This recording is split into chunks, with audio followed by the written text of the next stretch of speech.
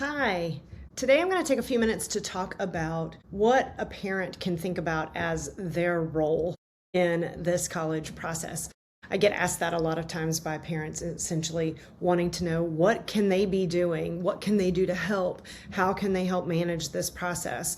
And I think as parents, we all come to this differently in terms of the desire we have to engage. That changes depending on our relationship with our kid, our own time constraints, and our comfort level in terms of being sort of project manager in something that is such a big task for our children to take on. But I thought I would provide a few tips in terms of what a parent might want to take on in terms of their role. Clearly, as you make your own decisions and your own way through this process, you will decide what works best in your family dynamic when it comes to all of this.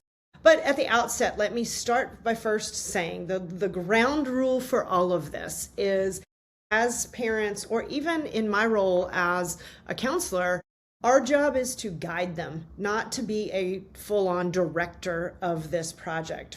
So we walk alongside with them, and we provide our support and our guidance. We encourage and we want them to explore, but we really want them to also own this process. So to the extent that you can empower your child to do that, you are guiding as opposed to directing. And that is really, really important in this process. I think for some of our kids, mine was one of them, helping them stay organized is a huge piece of this task. And if we as the adults have skills and suggestions and ideas that we can share with them to help them organize and manage the process, then by all means, offer those ideas to them. Whether they take them or not, sometimes is a hit or miss. As you well know, if you are the parent of a teenager, oftentimes they will listen to what somebody else tells them before they will listen to what you tell them, but you're telling them the exact same thing.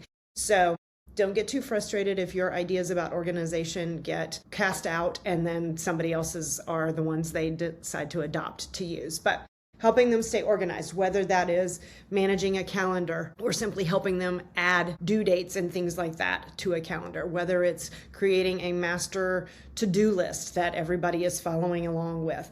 Maybe it's creating a spreadsheet or using a spreadsheet that is provided to you that you can use to track the information and the dates and the deadlines and the details that they need to be on top of for the college process. Earlier, even in the process, for younger students, just encouraging them in terms of their academic and extracurricular growth.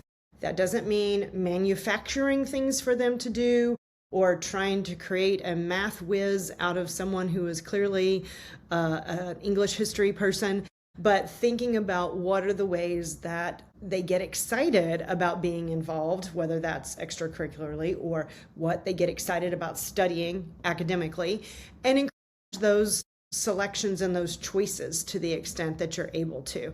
Helping them also maybe talk through things at times, when to take a step back extracurricularly so that they can focus more on one particular area that they're really, really interested in.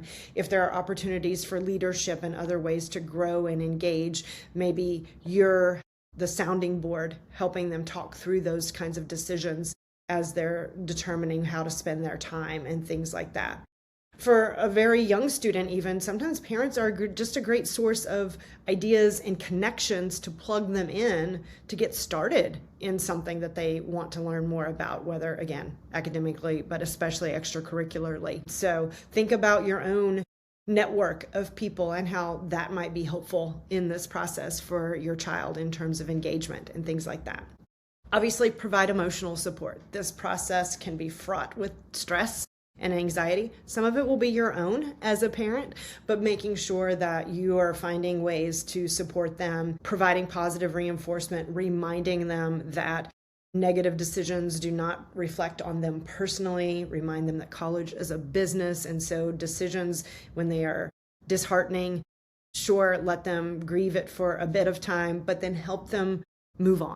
Help them see the things that are positive that are happening for them in this college process, because a well-balanced college list and a well-thought-out process will mean that there are going to likely be some ups and downs. positives and negatives. So again, we want to help them focus on those positive outcomes.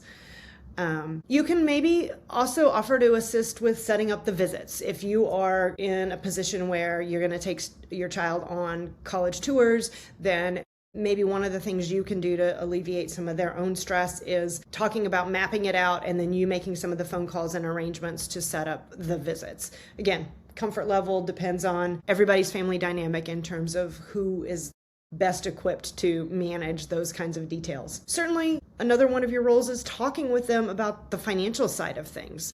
I think it's a sad mistake that I see happen too often when a parent hasn't been upfront with their child about what are the realities of their financial situation when it comes to college. And instead of addressing it early on, they let the child go through the process and apply to places where it probably just isn't going to work out in terms of the finances for a variety of factors.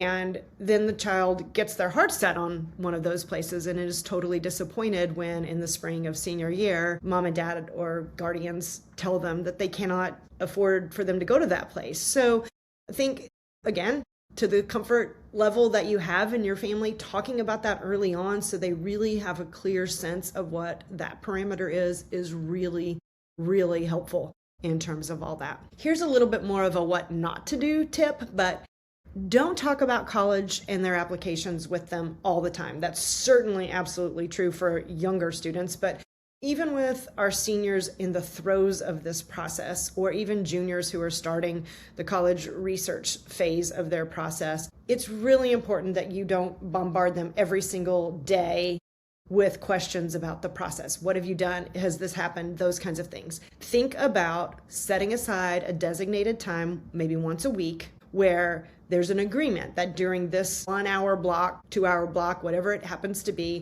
on a Monday evening, we all agree that we're going to talk about how you're progressing through the college process. So mom, dad, guardians, you list out your questions that you want to ask, details that you want to follow up on. And the student then has to buy in and agree that during that time when they're asked those questions, they're going to give the update. But I think while even on the front end, they may be like rolling their eyes about that arrangement, it's much better than feeling like you're simply throwing questions at them every time they walk through that front door, or if you're driving them somewhere and they hop in the car and you're immediately on to what happened and what's next. Certainly there are times when maybe some sense of urgency is going to be part of this process, but trying to find some balance in terms of just giving them some space to not talk about it all of the time. And then again, just really being mindful of how much we want them to take ownership. I'll go back, circling back all the way around to the beginning. It's just so important that as we're preparing them to head off to college and manage life and a new phase of life more on their own than they ever have been, we need to give them those tools and practice with them through this process as well. So encouraging them to follow up, to stay on top of details, but letting them own it. And sometimes owning it means that the mistakes will happen. And I get that. And that is hard and frustrating. And it is a life lesson that really nobody wants to have to learn in this context. But I'm just acknowledging that it could if it goes unchecked. But again, to the extent you can, take a step back, deep breaths, and try to let them lead as much as you possibly can in this process. If you're partnering with somebody like me, establish that line of communication in terms of what it is that you want to know that would be helpful for you throughout the process so that you can remain calm and that so you can trust that things are happening. But otherwise, again, letting them take ownership is really important in this process. And they're going to feel really proud of themselves on the end of it when they're talking about all the places that they've been accepted and when they're reviewing their options. If there's anything we can do to help, you know we're here. Send us a message. We'd love to talk to you.